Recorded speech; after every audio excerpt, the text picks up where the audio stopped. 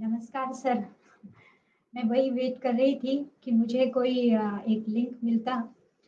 आप सभी को शब्द सृजन के इस विश्व पटल से अंतर्राष्ट्रीय योग दिवस की कोटि-कोटि शुभकामनाएँ और आप सभी को नमस्कार है।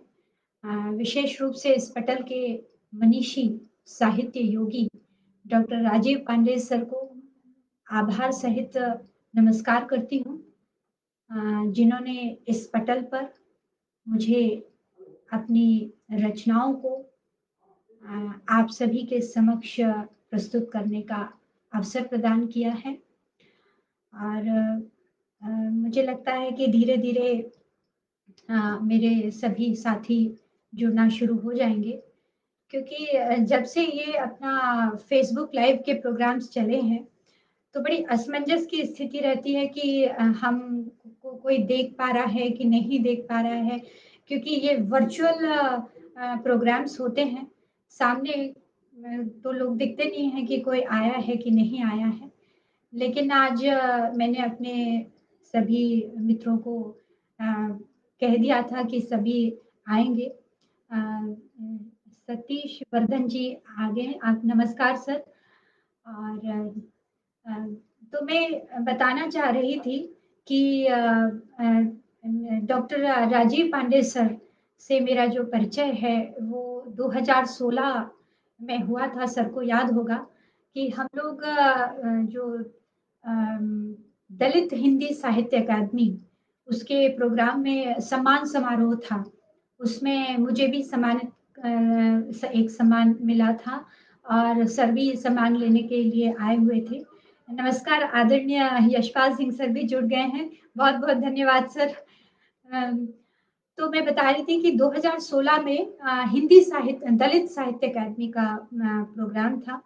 उसमें पहली बार डॉक्टर राजीव पांडे सर से मेरी मुलाकात हुई थी और तब से हमारी जो साहित्यिक मित्रता है, वो अनवरत जारी है। सर तो साहित्य जगत में काफ़ी जाना-पहचाना नाम है और उनकी जो कविताएँ हैं, उनका जो लेखन है, वो समाज को एक नई दिशा और प्रेरणा देता है। और सर ने जो ये शब्द सृजन समूह निर्मित किया है, ये तो अपने आप में बहुत ही कहना चाहिए कि सफल प्रयोग है रहा है साहित्य के क्षेत्र में। श्वेताक्षी मिश्रा जुड़ चुकी हैं। नमस्कार बेटा। अ, तो आज का जो कार्यक्रम है मेरा, उसमें मैं विशेष तौर पर चूँकि आज अंतर्राष्ट्रीय योग दिवस है और हमने 2015 से भारत की पहल पर ही जो ये कार्यक्रम में विश्व स्तर पर योग को हमने लेकर गए। हमारी भारत सरकार ने विश्व स्तर पर बताया कि योग जो है उसका क्या महत्व जीवन में होता है और तब से ये प्रोग्राम जो है शुरू होता आया है और भारत में ही नहीं हम देख रहे हैं कि विश्व का ऐसा कोई देश नहीं है जिसने ये माना कि हाँ वाकई जीवन में योग जो है वो बहुत ज़रूरी होता है। तो आज मैं शब्द सृजन के इस पटल से अ, खास तौर पर 3 विषय मैंने लिए हैं। देश, युवा और योग। इन तीनों विषयों को केंद्र में रखते हुए मैं अपनी रचनाएँ प्रस्तुत करूँगी। अपनी कुछ जो कविताएँ हैं उनको साझा करूँगी। जैसे कि आप जानते हैं हम बात कर रहे हैं योग की। तो योग और दर्शन ये आपस में बहुत ही अवगुत्थित एक-दूसरे से जुड़े हुए विषय हैं। जहाँ योग होगा वहाँ दर्शन की बात होगी और आप देखेंगे कि जहाँ हम दर्शन की बात करते हैं, तो वहाँ ईश्वर की बात भी होती है। कुछ लोग हो सकते हैं कि ईश्वर को न मानते हों, लेकिन अधिकांश लोग जैसे हम जैसे लोग हैं, वो तो ईश्वर को मानते ही हैं और लेकिन एक बात है कि ईश्वर को आप माने या ना माने, लेकिन अ, एक भ्रम की स्थिति में न मानने लोग वाले लोग भी पड़े रहते हैं कि ये जो मान रहे हैं सत्ता को, वो वाक़ई है कि नहीं है। लेकिन ना इस भ्रमजाल में पड़ने की कोई आवश्यकता नहीं है। और जो योग है, वो कहीं से कहीं तक आपको ये नहीं कहता है कि आप ईश्वर को माने, दर्शन को माने या ना माने। योग अपनी तरफ से एक अलग चीज़ होती है, अलग विषय होता है। लेकिन पहली बात हम ईश्वर की, क्योंकि हम जिस परिवेश से आते हैं, हमारा जो भारतीय दर्शन है, वो ये कहता है कि यो ईश्वर तक पहुँचने का जो मार्ग है, वो योग है। तो ईश्वर को ही हम एक मेरी जो पहली रचना है वो है भ्रम। जो उन लोगों को दृष्टिगत रखते हुए मैंने लिखी थी, काफ़ी पहले मैंने इस रचना को लिखा था। जो ईश्वर को हम भी कई बार ऐसे होते हैं कि जैसे हमारे साथ कोई अच्छी चीज़ हो जाती है तो हम बोलते हैं हाँ, ईश्वर है। लेकिन कई बार कभी-कभी हम बहुत ही ऐसी परिस्थितियों में पहुँच जाते हैं, तो हम कहने लगते हैं नहीं, भगवान नहीं है, नहीं तो ऐसा नहीं होता। तो इस तरह का जो भ्रम होता है, उसी को संदर्भित करते हुए मेरी ये पहली कविता है। आप सबका आशीर्वाद मैं चाहूँगी मेरी पहली प्रस्तुति इस कार्यक्रम की। भ्रम। गंगा मैली, यमुना मैली, गंगा मैली, यमुना मैली, हम भी मैले, वो भी मैले। यहाँ वो से तात्पर्य है कि हम जो अपने ईश्वर को कहते हैं ना कि नहीं वो तो ठीक नहीं है, हमारे साथ ठीक नहीं कर रहे हैं, उस दृष्टिकोण से है कि गंगा मैली, यमुना मैली, हम भी मैले, वो भी मैले, सब कुछ कितना गंदला है, खोज रहे जिस उजलेपन को, खोज रहे जिस उजलेपन को, है भी या भ्रम पाला है। गंगा मैली, यमुना मैली, हम भी मैले, वो भी मैले, सब कुछ कितना गंदला है, खोज रहे जिस उजलेपन को, है भी या भ्रम पाला है। जैसे कि अभी मैं भी थोड़ा-सा भ्रमित हूँ, क्योंकि मेरे पास अब एक भी ये मिल नहीं पा रहे हैं मुझे, तो अच्छा, ओके, ओके, ओके। धन्यवाद, धन्यवाद। अ, मुझे असल में दिख नहीं रहा था। सुषमा भी आ गई हैं, ओह! धन्यवाद सुषमा। मेरी पुष्पलता भट्ट मैडम, नमस्कार मैम। तो मेरी कविता में भ्रम पर बोल रही थी कि गंगा मैली, यमुना मैली, हम भी मैले, वो भी मैले, सब कुछ कितना गंदला है, खोज रहे जिस उजलेपन को, है भी या भ्रम पाला है। कहीं क्रोध, कहीं अतिशक्ति, कहीं क्रोध, कहीं अतिशक्ति, हम सहचर वो एक अराती, बस बदला ही बदला है, खोज रहे जिस अपनेपन को, है भी या भ्रम पाला है। आजकल हम लोग बड़े अपनेपन को खोजते रहते हैं, कहीं मिलता नहीं है, बहुत ही वर्चुअल हो गए हैं हम लोग। लेकिन फिर भी मैं समझती हूँ कि हमारे ये जो कार्यक्रम हो रहे हैं, उसमें वो अपनापन ही है कि हमारे जितने भी मित्र हैं सब समय निकाल के आ ही जाते हैं, तो इसमें भ्रम पालने की ज़रूरत नहीं है। अगली पंक्तियाँ हैं कि कहीं लोभ, कहीं अनुरक्ति, कहीं लोभ, कहीं अनुरक्ति, हम व्यभिचारी, वो शचीपति, कैसी यह लीला है, खोज रहे जिस तापस मन को, खोज रहे जिस तापस मन को, है भी या भ्रम पाला है। कहीं मोह, कहीं अति भक्ति, कहीं मोह, कहीं अति भक्ति, हम अकिंचन वो संपत्ति, हम अकिंचन वो संपत्ति, मनुभावों का मन काला है, खोज रहे जिस समायोजन को, खोज रहे जिस समायोजन को, है भी या भ्रम पाला है। कहीं काम, कहीं आसक्ति, कहीं काम, कहीं आसक्ति, हम मधुव्यसनी वो मधुराधिपति, हम मधु व्यसनी वो मधुराधिपति, जग कितना मतवाला है, खोज रहे जिस मृग दर्पण को, है भी या भ्रम पाला है। और अंतिम पंक्तियां हैं, चूंकि योग दिवस है इसलिए मोक्ष से संबंधित हमारी ये पंक्तियां हैं कि कहीं मोक्ष, कहीं संतृप्ति, कहीं मोक्ष, कहीं संतृप्ति, हम भी ईश्वर, वो भी ईश्वर, हम भी ईश्वर, वो भी ईश्वर, कौन किसका रखवाला है, खोज रहे जिस मनमोहन को, खोज रहे जिस मनमोहन को, है भी या भ्रम पाला है। तो बहरहाल मित्रों, हमें भ्रम लगे या ना लगे, ईश्वर तो है ही। और उन तक पहुँचने का, मैंने जैसा कि कहा कि ईश्वर तक पहुँचने का जो हमारा मार्ग है, वो योग ही है। भ्रम में भी रहेंगे तो भी उस तक पहुँचने का मार्ग योग, एकमात्र मार्ग जो है वो योग है। मूलतः जैसा कि आप सभी जानते हैं कि मेरा जो सरोकार है वो विज्ञान लेखन से है। इसलिए इस दृष्टि से देखें, वैज्ञानिक दृष्टिकोण से भी यदि देखें, तो योग जो है वो विज्ञान और आध्यात्म का अद्भुत संयोग है। हम कह सकते हैं कि योग तत्वतः अति सूक्ष्म विज्ञान पर आधारित एक आध्यात्मिक विषय है, जो मन और शरीर के बीच सामंजस्य स्थापित करने की हमें शिक्षा देता है। सही मायनों में जो योग है, वो एक स्वस्थ जीवन यापन की कला और विज्ञान है। लेकिन ये जो सही, जो मैं बात कह रही हूँ कि एक स्वस्थ जीवन यापन में आप देखेंगे कि मानसिक स्वस्थता की भी बात आती है, शारीरिक स्वस्थता की भी बात आती है। और यहाँ मैं थोड़ा-सा इस विषय को अपनी युवा पीढ़ी की तरफ ले जाना चाहूँगी। अ, ब्रह्मानंद तिवारी सर, नमस्कार, आप भी जुड़ गए हैं।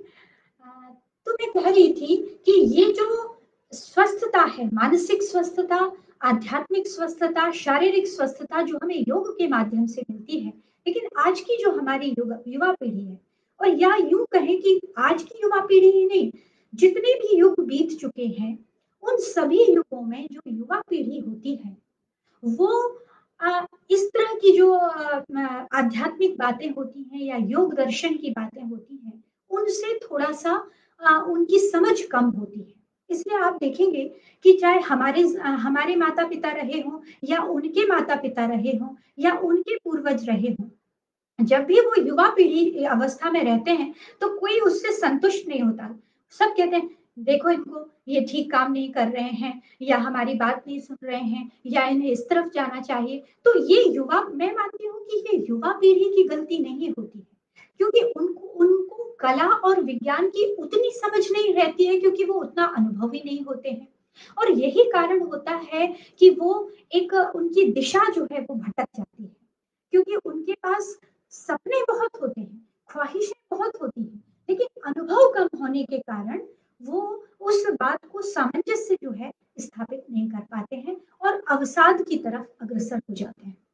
मैं उस जिस विषय की तरफ इशारा कर रही हूँ, उसका आप भली-भाँति उसको समझ रहे होंगे, जो अभी कुछ समय पहले जो घटना घटी है हमारे युवा ने जो किया है, जिससे सभी पूरा समाज, पूरा सिनेमा बहुत निस्तब्ध है और कहना चाहिए कि हमें भी उन्हें ऐसा करके अवसाद में डाल दिया है।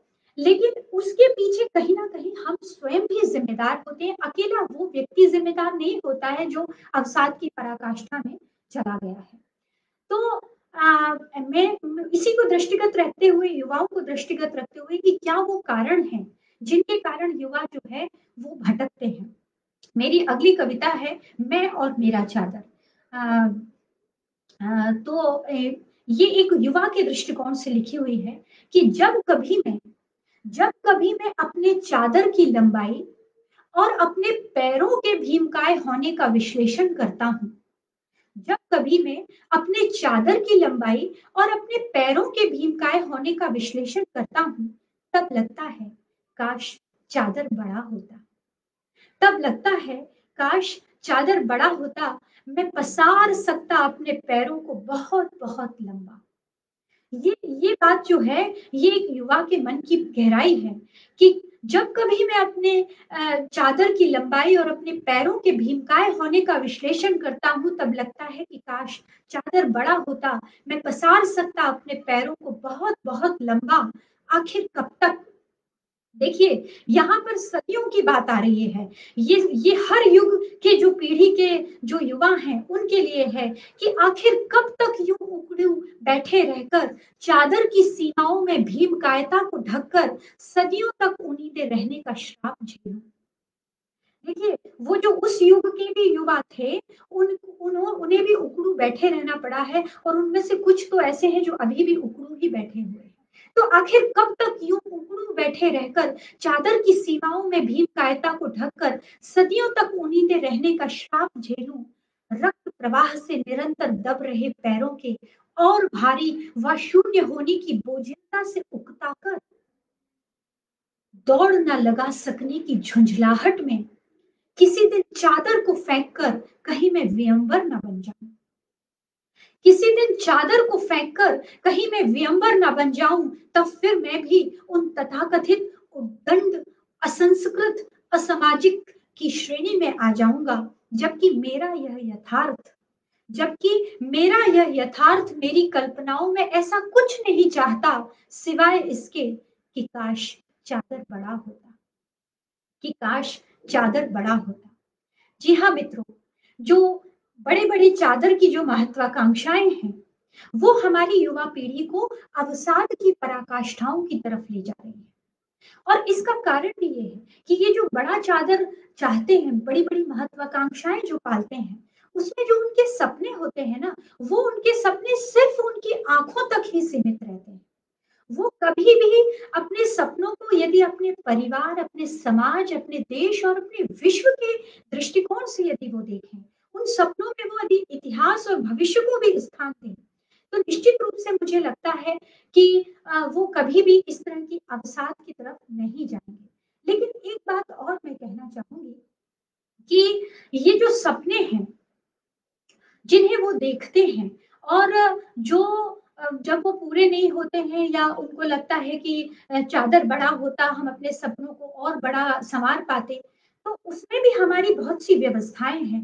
हमारे समाज की व्यवस्थाएं, हमारी सरकार की व्यवस्थाएं, परिवार की व्यवस्थाएं, जिनके कारण आप देखेंगे कि वो सपने तो देखते हैं, लेकिन उनमें भी उनको लगता है कि हमारी ये बात जो है वो पूरी नहीं हो पाएगी। तो मेरी अगली कविता है सपने।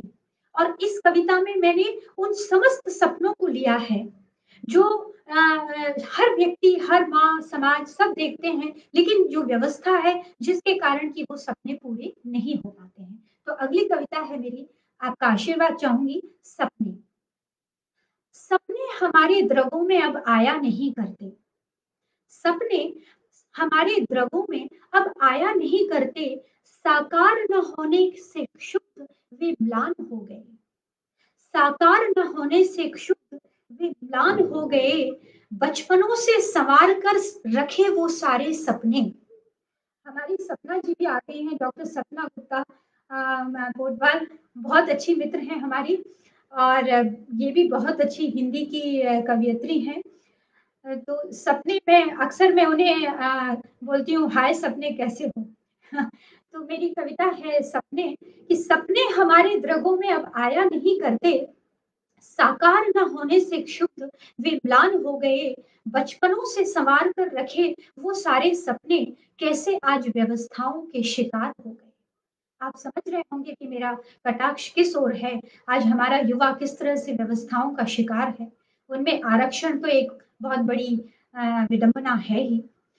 अगला सपना देखिए कि माँ ने लाडली को संवारने के सजोए थे जो सपने। माँ ने लाडली को संवारने के संजोए थे जो सपने, कुरीतियों के खंजरों से लहूलुहान हो गए। और बच गए भ्रूणों से बनी बेटियों के सपने, अस्मिता की सुरक्षाओं के विकार हो गए। बच गए भ्रूणों से बनी बेटियों के सपने, अस्मिता की सुरक्षाओं के विकार हो गए। और देखिए कि जो हमारा देश अपने युवाओं से जो सपने रखता है वो किस तरह से चूर चूर होते हैं, कि युवाओं से देश को प्रगति करने के सपने, युवाओं से देश को प्रगति करने के सपने देखते ही देखते वे विदेश को पलायन हो गए। देश को संवारने के शिखरोत्कर्ष के सपने, देश को संवारने के शिखरोत्कर्ष के सपने राजनीतिक विश्वासघात से तार तार हो गए। इस तरह से जो हमारी राजनीति है कभी कभी विश्वास तोड़ देती है हमारे युवाओं का। ये उस पर पंक्तियां थी कि देश को संवारने के शिखरोत्कर्ष के सपने राजनीतिक विश्वासघात से तार तार हो गए। धन्यवाद पुष्पलता भट्ट जी। और अंतिम पंक्तियां हैं कि भले ही तार तार हो जाएं, लेकिन इसके बाद भी मैं युवाओं को आह्वान करना चाहूंगी कि फिर भी मनाएंगे कि आंखों में आना न छोड़ना, फिर भी मनाएंगे कि आंखों में आना न छोड़ना। ऐसा नहीं कि आशाओं के समंदर अंतर ध्यान हो गए, ऐसा नहीं कि आशाओं के समंदर अंतर ध्यान हो गए। साकार हुए सपनों की शपथ है तुम्हें युवा, जो सपने अब तक साकार हो चुके हैं, कि साकार हुए सपनों की शपथ है तुम्हें युवा। पूरा तो काम करके रहना ही है मेरे वीर, तीर चाहे कितने ही आर पार हो गए, तीर चाहे कितने ही आर पार हो गए। तो युवाओं, मुझे आज जितने भी युवा इस कार्यक्रम को देख रहे हैं, मैं उनसे कहूंगी कि कुछ भी हो जाए, सपनों को अपने नेत्रों में आना बिल्कुल बंद ना कीजिएगा। सपने जरूर साकार होते हैं। कोई कितना भी जो है आ, आपके साथ विश्वासघात करे, उनको तार तार करने की कोशिश करे, लेकिन इन सपनों को आपको संजाए रखना है, वो जरूर संवरेंगे। लेकिन एक बात मैं कहना चाहूंगी कि ये जो देश के सपनों को पूरा करने की मैंने बात की, उसकी शपथ, उस शपथ को यदि हमें पूरा करना है, तो मैं वापस योग पर आऊंगी कि इस तरह की जो कठिन परिस्थितियां होती हैं, जो हमारे सपनों को साकार नहीं करने देती हैं, वहां पर एकमात्र आप देखेंगे कि जो योग है वो आपको शक्ति देगा। युवाओं को वो योग ही शक्ति दे सकता है, क्योंकि योग जो है वो संस्कृत की यज युज जो धातु है उससे बना हुआ एक शब्द है, जिसका अर्थ होता है जुड़ना, एकजुट होना, शामिल होना। और योग से जुड़े जो हमारे ग्रंथ हैं, उनमें एक बात कही गई है कि जो व्यक्ति की चेतना होती है वो ब्रह्मांड की चेतना से जुड़ जाती है योग के माध्यम से। आ, तो वही मैं कह रही थी कि यदि युवाओं को अपने सपनों को साकार करना है, तो योग की तरफ उनको बढ़ना होगा, क्योंकि जो योग है वो मन एवं शरीर और मानव एवं प्रकृति के बीच एक परिपूर्ण सामंजस्य का द्योतक होता है। हमारे जो आधुनिक वैज्ञानिक हैं, यदि हम वैज्ञानिक दृष्टिकोण से भी देखें, तो आप देखेंगे कि भौतिकी में ये कहा गया है, भौतिक शास्त्र में, कि जो ब्रह्मांड की हर वस्तु होती है उसी परिमाण में नभ की भी अभिव्यक्ति जो है होती है। तो इस तरह से आप देखेंगे कि जो अस्तित्व की बात मैं कह रही हूँ, कि अस्तित्व जो है, एकता का जो अस्तित्व है, उसको आपको महसूस करना होगा, तब जाकर जो है योग की हम उस स्थिति में पहुंच जाते हैं। योग का मतलब बहुत गहरा होता है। योग जो हम आसन से शुरू करते हैं वो कैवल्य तक जाता है, मुक्ति तक जाता है, उसके बहुत से चरण होते हैं। तो लेकिन जो अंतिम चरण है, जहां हम योग में स्थित हो जाते हैं, जो बहुत कठिन होता है। हमारे भारत के जो योगी रहे हैं, अब तो शायद ही कोई उस स्थिति तक पहुंच पाता है। तो उस मार्ग को हम कहते हैं कि वो योग में स्थित हो गया है, उसे हम योगी के नाम से पुकारते हैं। और जो अवस्था होती है उसको हम मुक्ति, निर्वाण, मोक्ष कहते हैं। वो आत्म अनुभूति की अंतिम अवस्था जो है वो होती है। तो लेकिन ये बड़ा ही कठिन और मैं समझती हूँ कि बहुत कई बार कुछ लोग उसको कहने लगते हैं कि ये बोरिंग विषय हो जाता है, क्योंकि वो हमारे लोक अर्थों से थोड़ा सा अलग हो जाता है। लेकिन मैंने अपनी एक अगली जो कविता है मेरी, उसको योग को, दर्शन को, जीवन दर्शन को बिल्कुल सहज लोक अर्थों में इसको प्रस्तुत किया है। जो अगली जो मेरी कविता है, आपका आशीर्वाद चाहूंगी। जीवन एक रेल, जिसमें हम पूरा अपना जो जीवन दर्शन है उसको महसूस करेंगे।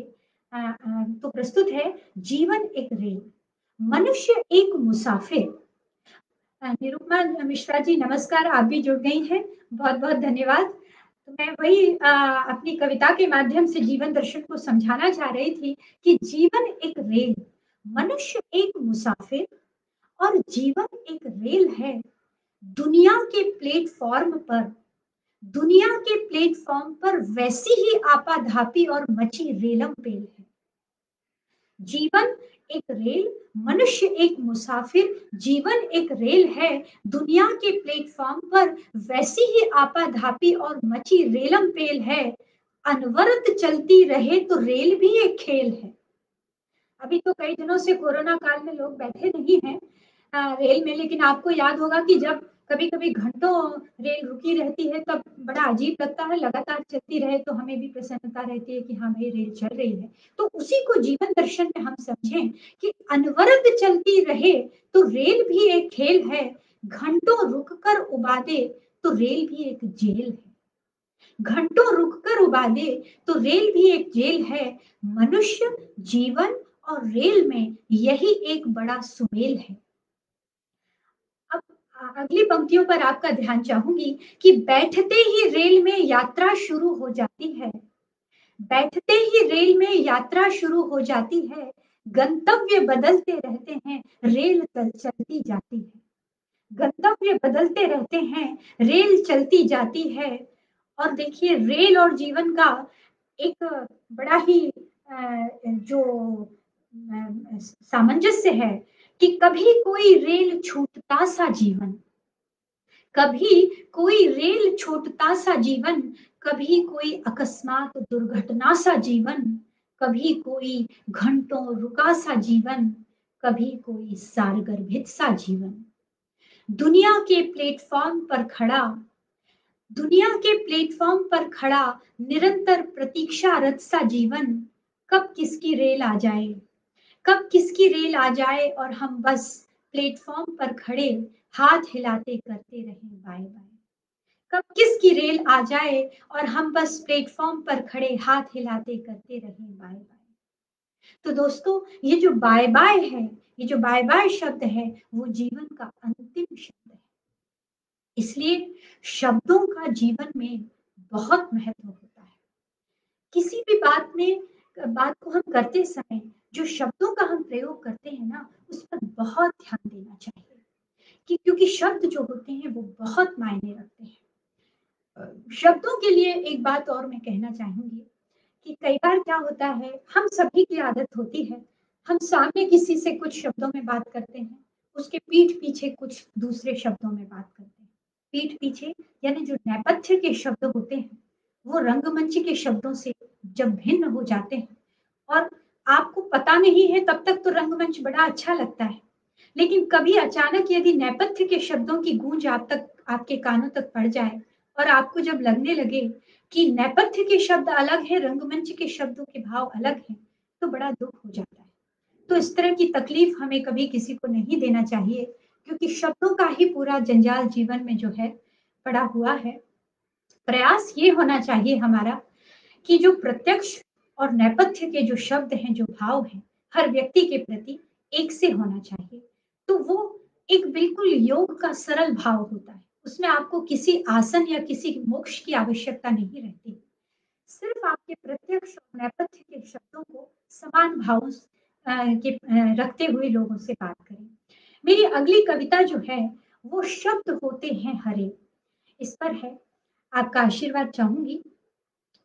मैं बीच-बीच में असल में देख नहीं पाती हूँ कि कौन-कौन जुड़ रहा है, इसलिए क्षमा चाहूँगी। और लेकिन मेरे जितने भी सभी लोगों के कमेंट मुझे दिख रहे हैं, बहुत खुशी हो रही है, आप सब लोग जुड़े हुए हैं। तो अगली कविता जो है मेरी है, शब्द होते हैं हरे।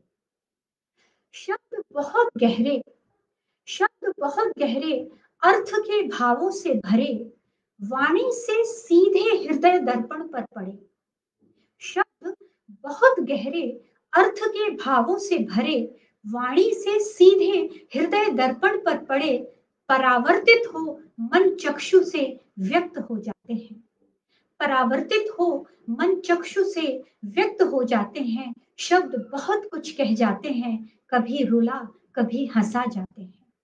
शब्द बहुत कुछ कह जाते हैं, कभी रुला कभी हंसा जाते हैं। और ध्यान चाहूंगी कि प्रशंसा में उपहार से शब्द, प्रशंसा में उपहार से शब्द, व्यंग में कटार से शब्द, प्रेम में श्रृंगार से शब्द, क्रोध में अंगार से शब्द, आशा में अलंकार से शब्द, निराशा में अंधकार से शब्द, संतोष में संचार से शब्द, असंतोष में मझधार से शब्द, बेबसी में लाचार से शब्द, शून्य में आकार से शब्द, सृजन में कुंभकार से शब्द, चेतना में निर्विकार से शब्द, निर्जीव से पर प्राण वायु से भरे, शब्द होते हैं हरे, शब्द होते हैं हरे। धन्यवाद राजीव पांडे सर, आपको अच्छी लगी ये कविता? लेकिन एक बात मैं आपको बोलूं कि ये जो शब्द होते हैं, जिनको हमने कहा कि जीवन के जितने भी हमारे भाव हैं या जीवन की जितनी भी हमारे विषय हैं, उन सभी में शब्द जो होते हैं, उनकी बहुत ही ज्यादा भूमिका होती है। लेकिन कई बार आप दोस्तों, मैं कहूँ आपसे कि कई सालों से जो आतंकवाद या कई ऐसी कुरीतियां विश्व समाज में व्याप्त हो गई हैं, जिनके कारण कुछ ऐसी मार्मिक घटनाएं घट जाती हैं अकस्मात, कि पूरा विश्व निस्तब्ध होकर निशब्द हो जाता है। तब हम वहां पर बिल्कुल भी कुछ भी नहीं बोल पाते हैं, ना हमारे मुंह से कुछ शब्द निकलता है। आपको याद होगी एक घटना बहुत साल पहले की है, मेरे ख्याल से 6 या 7 साल पहले, एक जॉर्डन का एक पायलट जिसको पूरे पिंजरे में बंद करके जला दिया गया था। उस समय मैंने ये कविता लिखी थी, जॉर्डन पायलट, ये प्रतिलिपि में प्रकाशित भी हुई थी। लेकिन ये कविता तो मैं आपको सुनाने जा रही हूँ, और ये कविता कहीं ना कहीं हमारे आसपास का जो आतंकवाद का जो माहौल है, उसको उसको प्रतिबिंबित करती है कि किस तरह से जो है आज हम किस परिवेश में जी रहे हैं, जिसने हमें मौन कर दिया है, निशब्द कर दिया है। तो कविता है कि कैसे फटा होगा वह कर्ण यह सुनकर, कैसे फटा होगा यह वह कर्ण यह सुनकर, तेरा बेटा खाक हो गया है हैवानियत की आग से जलकर। कैसे फटा होगा वह कर्ण यह सुनकर, तेरा बेटा खाक हो गया है हैवानियत की आग से जलकर। हो गया है बलि वह, हो गया है बलि वह आतंक की गंदी धरा पर, शर्मसार हो जाता है मन क्रूरता की ऐसी नग्नता पर। शर्मसार हो जाता है मन क्रूरता की ऐसी नग्नता पर, जिस आस की डोर से माने बांधे रखा था स्वयं को, जिस आस की डोर से माने बांधे रखा था स्वयं को, अब ना आएगा कभी वह, उस डोर को रख लो जतन कर। ये जो हमारे चीन के जो सैनिक शहीद हुए हमारे, उनकी माओ को भी आप याद कर सकते हैं इन पंक्तियों में, कि बांधे रखा था स्वयं को, जिस डोर से माने अब ना आएगा कभी वह, उस डोर को रख लो जतन कर। वो क्रूर कातिल और न जाने कितने घरों को फूंक देंगे, वो क्रूर कातिल और न जाने कितने घरों को फूंक देंगे, और कितनी देहें जलेंगी और कितने शीश कटेंगे। निर्वस्त्र होती मानवता को कब तक यूं हम अपनी आंखें बंद करते रहेंगे, न देख पाने की झिझक से कब तक हम अपनी आंखें बंद करते रहेंगे। कुछ समय में, कुछ समय में मृत्यु भी अब खौफ उनसे खाने लगेगी। देखिए क्रूरता का कितना नग्न नाच चल रहा है, कि कुछ समय में मृत्यु भी अब खौफ उनसे खाने लगेगी। अब आ भी जाओ ईश तुम नरसिंह का अवतार लेकर, कि कुछ समय में मृत्यु भी अब खौफ उनसे खाने लगेगी। अब आ भी जाओ ईश तुम नरसिंह का अवतार लेकर, तब कहीं जाकर ही तो आतंक की होली जलेगी, तब कहीं जाकर ही तो आतंक की होली जलेगी। तो दोस्तों, इस आतंक की होली को जलाने के लिए, इस आतंकवाद को समाप्त करने के लिए किसी न किसी नरसिंह का अवतार होना बहुत जरूरी है। पुष्पलता भट्ट मैम, सपना जी, विजया रानी जी, यशपाल सर, आप सभी को मेरी कविताएं, रमा शर्मा जी आप भी जुड़ गई हैं, धन्यवाद। अ, आप सभी मुझे सुन रहे हैं। तो मैं ये कह रही थी कि जो आतंकवाद ही एकमात्र विषय नहीं है। आप देखेंगे कि जो विश्व है, उस जो समाज हमारा है, वहाँ और भी कई ऐसी दुष्ट प्रवृत्तियों में हम लिप्त होते जा रहे हैं, कि जैसे हमारा जो हृदय है, हमें खुद समझ में आ रहा है कि हम पथभ्रष्ट हो रहे हैं। हमें ग्लानि से कई बार हम भर जाते हैं, लेकिन चाहकर भी हम इतनी बुरी तरह लिप्त हो गए हैं कि हमें कोई रास्ता नहीं मिल रहा है, कोई हमें पथ मार्गदर्शक देने वाला जो है नहीं मिल रहा है। तो ये जो मेरी अगली कविता है, उसमें मैं हम सभी को आत्मविश्लेषित होने की आवश्यकता है कि किस तरह से हम कहाँ-कहाँ पथभ्रष्ट जो है हो गए हैं। मेरी कविता है कि पथ बताओ मुझको, पथ बताओ मुझको पथभ्रष्ट हो गया हूँ, भगनी और अम्बाओं को पहचान नहीं पाता। ध्यान चाहूंगी कि भगनी और अम्बाओं को पहचान नहीं पाता, दुष्ट बन उनकी अस्मिताओं से खेल जाता, भूल शिष्टाओं को अशिष्ट हो गया हूँ, पथ बताओ मुझको पथ भ्रष्ट हो गया। अगली पंक्तियां हैं, आप देखेंगे कि हम भाई भाई को नहीं समझ पा रहे हैं। हर जगह राजनीति ने ऐसा माहौल बनाया है कि पथ बताओ मुझको पथभ्रष्ट हो गया हूँ, बंधु और अबंधु में भेद ना कर पाता, बातों में उनकी आकर देशद्रोही बन जाता। आप इशारा समझ रहे होंगे कि कौन किसकी बातों में आकर देशद्रोही बन रहा है, कि बंधु और अबंधु में भेद ना कर पाता, बातों में उनकी आकर देशद्रोही बन जाता, देश दृष्टि खोई अदृष्ट हो गया हूँ, पथ बताओ मुझको पथभ्रष्ट हो गया।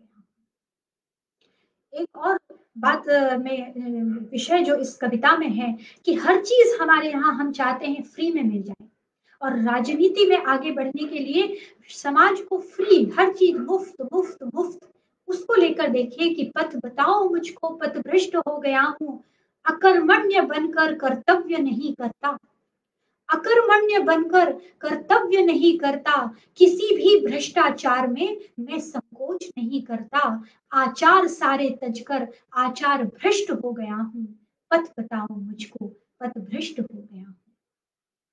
और देखिए कि जनता को लूटने में आनंद मुझे आता, जनता को लूटने में आनंद मुझे आता, सामान उनका लेकर घर अपना मैं सजाता, मदांध बन चुका मैं निकृष्ट हो गया हूँ, पथ बताओ मुझको पथ भ्रष्ट हो गया हूँ। और एक स्थिति हमारे देश में शिक्षा की कैसी है, उस पर चंद पंक्तियां देखिए कि बिना अध्ययनों के उपाधियां पा जाता, बिना अध्ययनों के उपाधियां पा जाता, क्या गुरु क्या विद्या सब ताक पे रख जाता, सत्य से अनभिज्ञ असत्य निष्ठ हो गया हूँ, पथ बताओ मुझको पथ भ्रष्ट हो गया। और देखिए कि पथ भ्रष्टता की पराकाष्ठा कहाँ तक पहुंच गई है कि हमें अब धर्म से भी डर नहीं लगता। अंतिम पंक्तियां हैं कि मंदिरों मस्जिदों में शस्त्र में छिपाता, मंदिरों मस्जिदों में शस्त्र में छिपाता, हर पर्व की पवित्रता पर दाग में लगाता, भगवान भूलकर धर्म भ्रष्ट हो गया हूँ, पथ बताओ मुझको पथ भ्रष्ट हो गया हूँ, पथ बताओ मुझको पथ भ्रष्ट हो गया हूँ। कुमार पवन भैया भी जुड़ गए हैं। आप सभी को मेरी कविताएं अच्छी लग रही हैं, बहुत बहुत धन्यवाद यशपाल सर, राजीव सर। अ, अ, तो मैं वही बात कर रही हूँ कि हमें ये जो पथ भ्रष्ट तो हम हो गए हैं, हमको बात भी समझ में आ गई है कि हम पथ भ्रष्ट हो गए हैं, लेकिन अब हमें इस सब से उबारेगा कौन, कौन हमें पथ बताएगा? तो पथ यदि हमें बता सकता है तो हमारी भारत माता के वो रक्षक हमें पथ बता सकते हैं, जो आज भी बिना किसी परवाह किए, अपनी परवाह किए सिर्फ अपने देश के लिए बलिदान हो जाते हैं। हम उनसे ही सीख ले सकते हैं और वे ही एकमात्र हमारे पथ प्रदर्शक हो सकते हैं। आपको याद होगा मित्रों, सियाचिन में एक हमारे सैनिक का शव जो है दब गया था उसके हिम के नीचे, और फिर उसको धीरे धीरे जब पिघला था और निकाला गया था और फिर उनको दिल्ली में लाया गया था, आपको याद होगा सियाचिन की बात है। तो उस समय भी मैंने एक कविता लिखी थी सियाचिन का मृत्युंजय। लेकिन ये जो कुछ ऐसी कविताएं होती हैं जो हमेशा प्रासंगिक होती हैं, तो ये हमारे जो शहीद हैं हुए हैं या जो हमारे रक्षक हैं, हमारी सेना जो है, वो हमारा पथ प्रदर्शक हो सकती है, वो ही हमें उबार सकती है। तो वो जो कविता थी कि वह भारत माता का रक्षक मृत्यु जिससे टकराई थी, वह भारत माता का रक्षक मृत्यु जिससे टकराई थी, हो खंड खंड हिमशिला गंड जलधि में आग लगाई थी, कष्टों के सैलाबों में उसका निमिष निमिष जो बीता है, अरे काल उसे क्या मारेगा जिसने मृत्यु को जीता है, अरे काल उसे क्या मारेगा जिसने मृत्यु को जीता है। तो ये हमारे देश के वो लोग हैं जिन्होंने जो हमें सीख दे सकते हैं, जिनसे हम सीख सकते हैं, हमें पथभ्रष्ट होने से वे बचा सकते हैं। ये ही वो देश प्रेमी हैं। ये जो देश प्रेम का जज़्बा है, वो हमें उस जज़्बे से हमें जुड़ना है। और अवसाद की जो मृत्यु होती है, मैं आपको कहूँ उसे हम कायर की मृत्यु कहते हैं। कुछ लोग हो सकता है मैंने इस अवसाद की मृत्यु के बाद की बहुत से लोगों के जो व्याख्याएँ सुनी हैं उनमें वो कहते हैं कि कायर शब्द मत प्रयोग करो। लेकिन मैं सोचती हूँ कि अवसाद की मृत्यु कायर की मृत्यु है और देश प्रेमी की मृत्यु शहादत की शान होती है। तो हालाँकि एक बात और मैं आपसे कहना चाहूँगी कि चाहे वो देश प्रेम हो, चाहे देश प्रेमी हो, चाहे हमारी शहादतें हों, हमारी सेनाएँ हों, किस कदर इस समय राजनीति का शिकार हो रही हैं कि एक देश प्रेमी को और एक देश को भी चीख-चीख कर कहना पड़ता है, अपने अस्तित्व को खुद उसे कहना पड़ता है कि ऐसी बात नहीं। तो मेरी जो अगली कविता है, वो देश प्रेमी और देश पर ही है कि किस तरह से देश प्रेमी जताता है कि वो क्या है और देश भी बताना चाहता है उन लोगों को जो कहीं न कहीं किसी कारण से देशद्रोह कर रहे हैं। तो मेरी कविता है कि मेरे वतन का तन मैं हूँ, मेरे वतन का तन मैं हूँ, मेरे वतन का मन मैं हूँ, मेरे वतन का धन मैं हूँ, मेरे वतन का जन-जन मैं हूँ, मेरे वतन की हर संवेदना मेरी है, मेरे वतन की हर पीड़ा मेरी है। खून के आंसुओं से मुझे इतना रुलाने वालों, एक देश प्रेमी की पीड़ा देखिए कि खून के आंसू से मुझे इतना रुलाने वालों, मत भूलो कि कभी हम भी हंसा करते थे, मत भूलो कि कभी हम भी हंसा करते थे और बात बात पर मुझे इतना तरसाने वालों। और मैं चाहती हूँ कि मेरी ये पंक्तियां उन लोगों तक जरूर जाएं जिन्होंने देश की सेनाओं को क्या क्या नहीं कहा है कि बात बात पर मुझे इतना तरसाने वालों, मत भूलो कि कभी हम भी हर जिद मनवाया करते थे, जाकर पूछ लो ना मेरे बचपन से किसी दिन। 1947 के पहले का देश याद कीजिएगा कि जाकर पूछ लेना मेरे बचपन से किसी दिन कि कभी हम भी लाडले हुआ करते थे।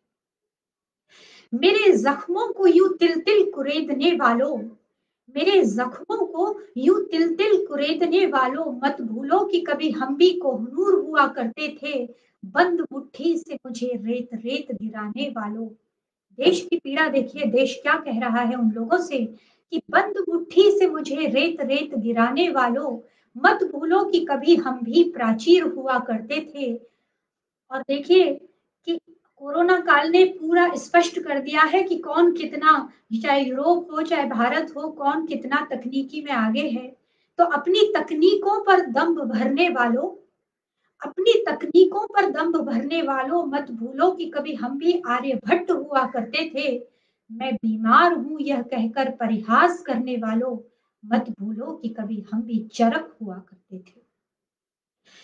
और उन लोगों के लिए चंद पंक्तियां हैं जो हमारी शांति और सहिष्णुता पर हमेशा प्रश्न चिन्ह खड़े करते रहते हैं कि मेरे वतन की शांति सहिष्णुता पर प्रश्न चिन्ह लगाने वालों, मत भूलो कि कभी हम भी विदेशियों का इतिहास हुआ करते थे और चंद शब्दों की लकीरों से साहित्यकार कहलाने वालों, मत भूलो कि कभी हम भी बिस्मिल हुआ करते थे।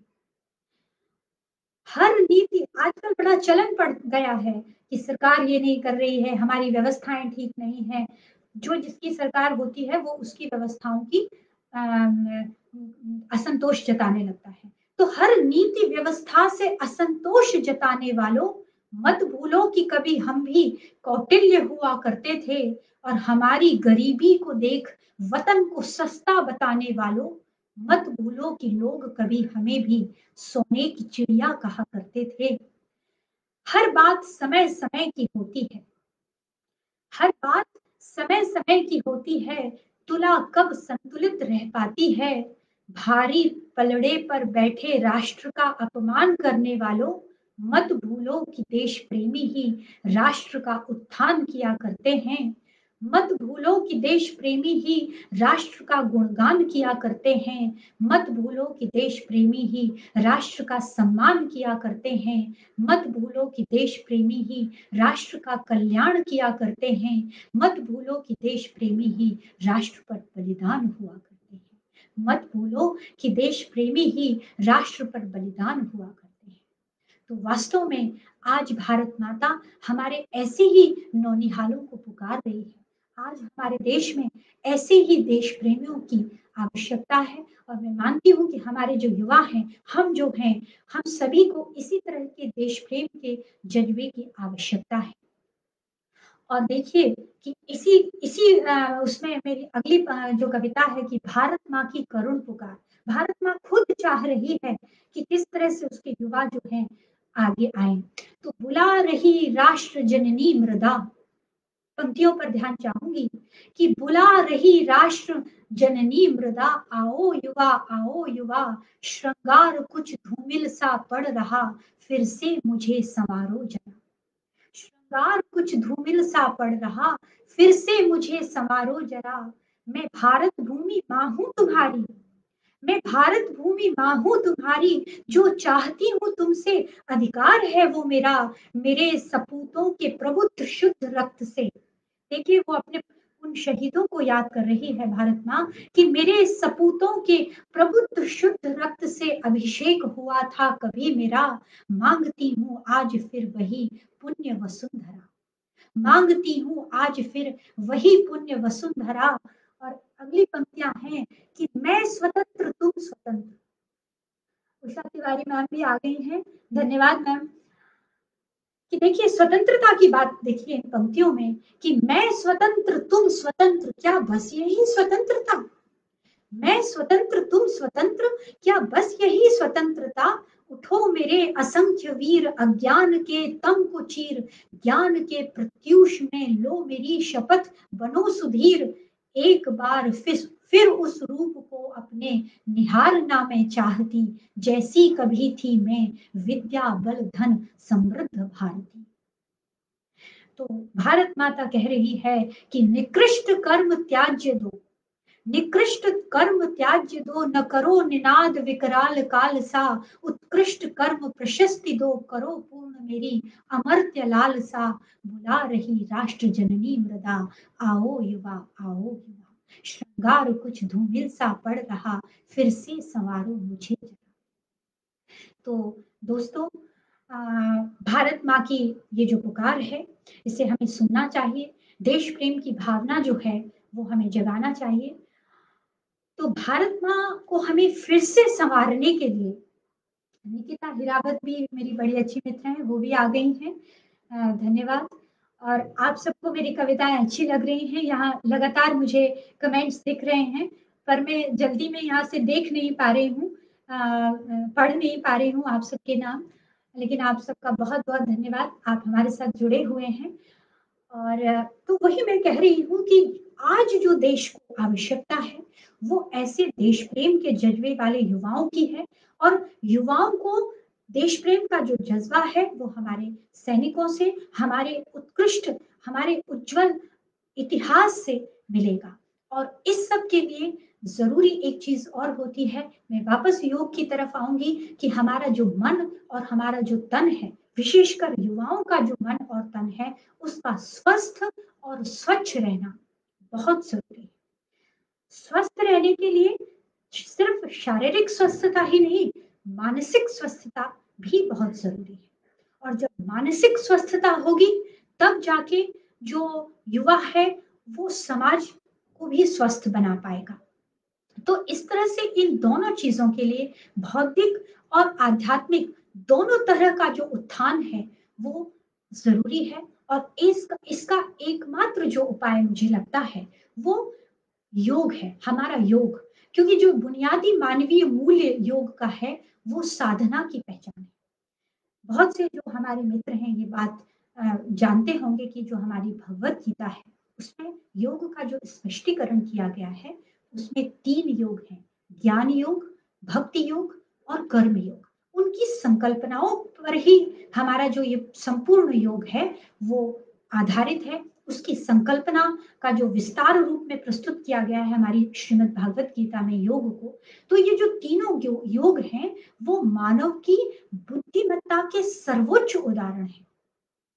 और आज भी हम लोग जो अनुसरण करते हैं गीता को, वो लोग देखेंगे कि एक अलग ही शांति का जो है हम अनुभव करते हैं। जब भी हम थोड़ी-सी देर के लिए भी योग को मनाते हैं, योग को करते हैं, तो उस क्षणिक समय में ही हम अंदर बहुत ही जो है आत्म शांति का अनुभव करते हैं। और जब आत्म शांति होगी, तो आपका मन जो है स्वस्थ होगा।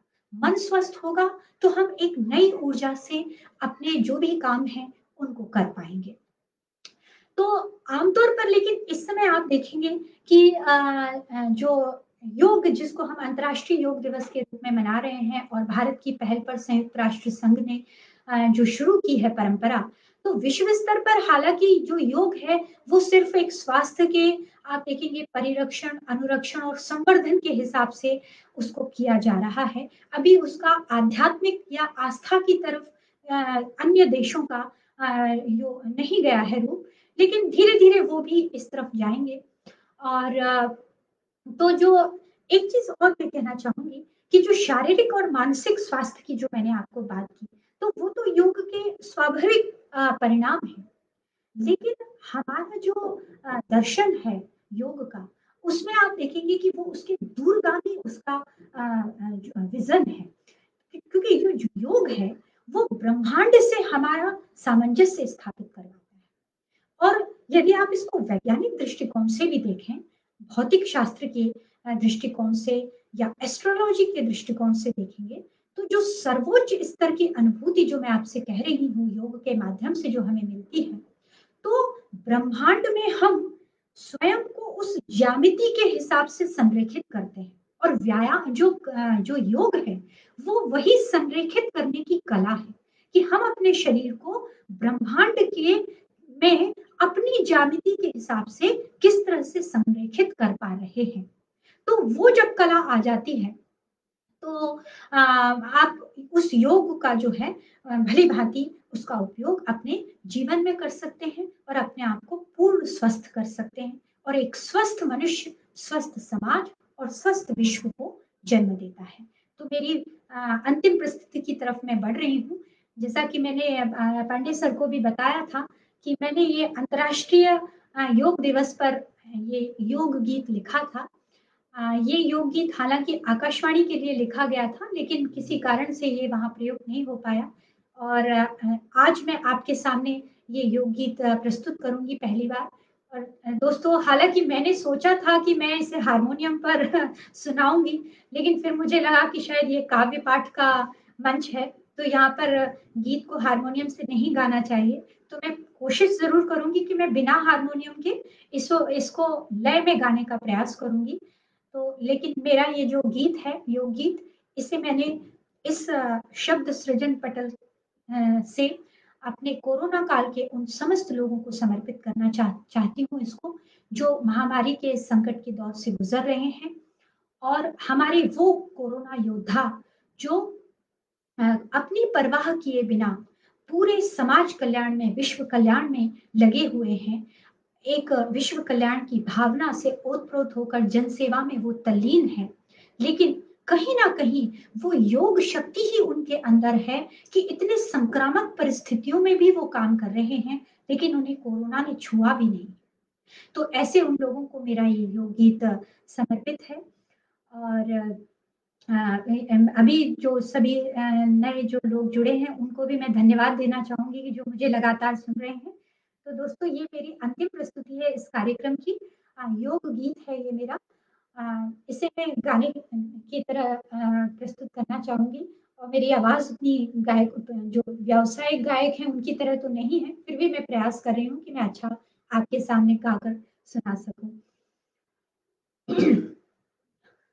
योग के संयोग से आओ धरा को स्वस्थ कर ले। योग के संयोग से आओ धरा को स्वस्थ कर ले। आओ धरा को स्वस्थ कर ले। आन की है, शान की है, बात बस कल्याण की है। आन की है, शान की है, बात बस कल्याण की है। यम नियम और ध्यान की है, बात प्राणायाम की है। रोग के वियोग से आओ जरा कास्त कर ले, आओ धरा को स्वस्थ कर ले।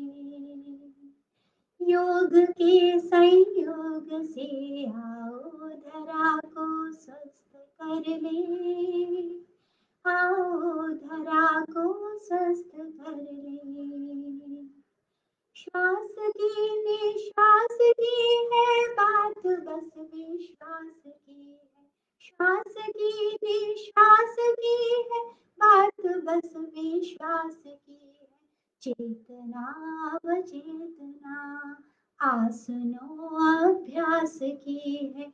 योग के प्रयोग से आओ काया अभ्यस्त कर ले, आओ धरा को स्वस्थ कर ले।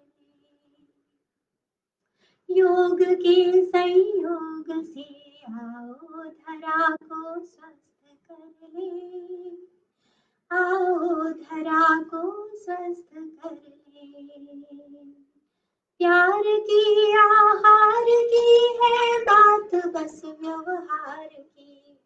प्यार की आहार की है, बात बस व्यवहार की है।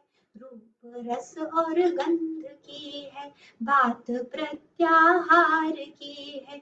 योग के उपयोग से अंतःकरण को स्वच्छ कर ले, आओ धरा को स्वस्थ कर ले। योग के संयोग से आओ धरा को स्वस्थ कर ले, आओ धरा को स्वस्थ कर ले। हास की उल्लास की है, बात बस इतिहास की है। हास की उल्लास की है, बात बस इतिहास की है। साधना उपासना आत्मिक विकास की है। योग के सहयोग से स्वचित्त समाधिस्थ कर ले, आओ धरा को स्वस्थ कर ले। योग के संयोग से आओ धरा को स्वस्थ कर ले, आओ धरा को स्वस्थ कर ले, आओ धरा को स्वस्थ कर। तो दोस्तों, मुझे आशा है कि आपको मेरा ये योग गीत अच्छा लगा होगा। आवाज जरूर गायकों की तरह नहीं है, लेकिन मेरा पूरा प्रयास था। तो आज की ये अंतिम प्रस्तुति थी। आप सभी लोग मेरे इस कार्यक्रम से जुड़े, अच्छी अच्छी आपने प्रतिक्रियाएं दी। आपका बहुत बहुत धन्यवाद। और विशेष रूप से मैं डॉक्टर राजीव पांडे सर और शब्द सृजन के सभी पटल पर उपस्थित सभी लोगों का धन्यवाद और आभार प्रकट करना चाहती हूँ। सभी योग अपनाएं और स्वस्थ रहें, स्वच्छ रहें। बहुत बहुत धन्यवाद। नमस्कार।